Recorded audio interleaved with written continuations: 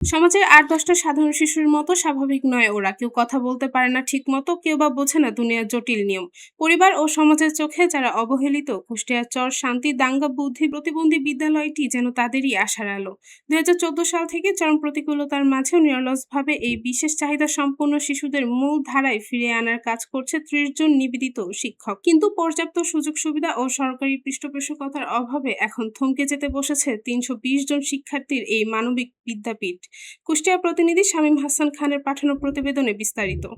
দূর দূরান্ত থেকে শিশুদের স্কুলে আনা নেওয়ার জন্য রয়েছে মাত্র ২টি গাড়ি। ফলে বাধ্য হয়ে একেক দিন একেক এলাকার শিশুদের স্কুলে আনতে হয়। এদিকে যাতায়াত সংকট, অন্যদিকে নেই শিক্ষকদের কোনো পারিশ্রমিক। পারাপার সামাজিক উন্নয়ন সংস্থার সামান্য সহযোগিতা আর শিক্ষকদের নিজেদের পকেটের টাকা দিয়ে কোনো মতো চলছে এই প্রতিষ্ঠান।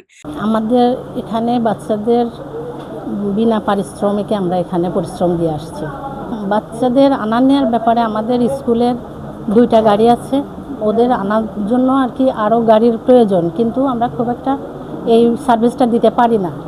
তো এখন মনে করেন আমাদের বাচ্চা আশেপাশে যতগুলো আছে আমরা পর্যায়ক্রমে একদিন মানে এক সাইডে যায় গাড়ি, আর একদিন আরেক সাইডে যায়, এভাবে আর কি বাচ্চাগুলো নিয়ে আসা। শুরু থেকেই প্রতিষ্ঠানটির পাশে দাঁড়িয়েছে স্থানীয় স্বেচ্ছাসেবী সংগঠন পারাপার সামাজিক উন্নয়ন সংস্থা। তবে সীমিত সম্পদের কারণে ৩২০ জন শিক্ষার্থী আর ৩০ জন শিক্ষকের এই বিশাল চাকার ব্যয়ভার একনাগাড়ে টানা তাদের পক্ষেও কঠিন হয়ে পড়েছে। আপনাদের কাছে আমাদের একটা আকুল আবেদন থাকবে। আমাদের এই প্রতিবন্ধী স্কুলটা আমরা দীর্ঘদিন যাবৎ খুব কষ্ট করে আজ এ পর্যন্ত নিয়ে আসছি। এখন সরকারের কাছে দৃষ্টি আকর্ষণ করি যে আমাদের প্রতিষ্ঠানটা যেন সরকারিকরণ করা হোক। কারণ আমরা যে বাচ্চাগুলো নিয়ে আসি অনেক দরিদ্র বাচ্চা, তাদের নিয়ে আসে ভরণ পোষণ করা আমাদের পক্ষে খুব কষ্টদায়ক হয়ে যাচ্ছে। এরপরেও আমরা চেষ্টা করছি তাদের সেবা যত্ন করে, তাদের শিক্ষার মান উন্নত করে আমরা শিক্ষা দেওয়ার চেষ্টা চালাচ্ছি। নুন আনতে পান্তা ফুরোনো পরিবারগুলোর এসব শিশুকে পরম যত্নে আগলে রেখেছে শিক্ষকরা। তাদের বিশ্বাস, সঠিক সুযোগ পেলে এই অবহেলিত শিশুরাই একদিন দেশের সম্পদ হবে। আমরা যে বাচ্চাদের নিয়ে কাজ করি সেটা সাধারণত পিছিয়ে পড়া বাচ্চা, মানে সমাজের আর 5টা বাচ্চার মতো আমাদের এই বাচ্চাগুলো না। তাই আমাদের এই শিক্ষকতা বা শিক্ষা পেশা চালানোর জন্য আমাদের অনেক প্রতিকূলতা, বা এই স্কুলটা যেমন প্রাথমিক বিদ্যালয় অন্যান্য বিদ্যালয় থেকে এদের কর্মকাণ্ড, এদের পড়াশোনার ধরন, বাচ্চাদের ধরন এটাই একেবারেই আলাদা। তাই আমাদের এদের পড়াশোনা করানোর জন্য আমাদের অনেক প্রতিকূলতার সম্মুখীন হতে হয়। শিক্ষকদের এই দীর্ঘদিনের বিনা বেতনের সেবা ও প্রতিষ্ঠানটির নানামুখী সংকটের বিষয়টি নিয়ে কথা বলা হয়েছিল উপজেলা প্রশাসনের সর্বোচ্চ কর্মকর্তার সাথে। তিনি আশ্বাস দিয়েছেন সরকারি সহায়তার পাশাপাশি প্রতিষ্ঠানটির এমপিওকরণের বিষয়ে উদ্যোগ নেওয়া হয়।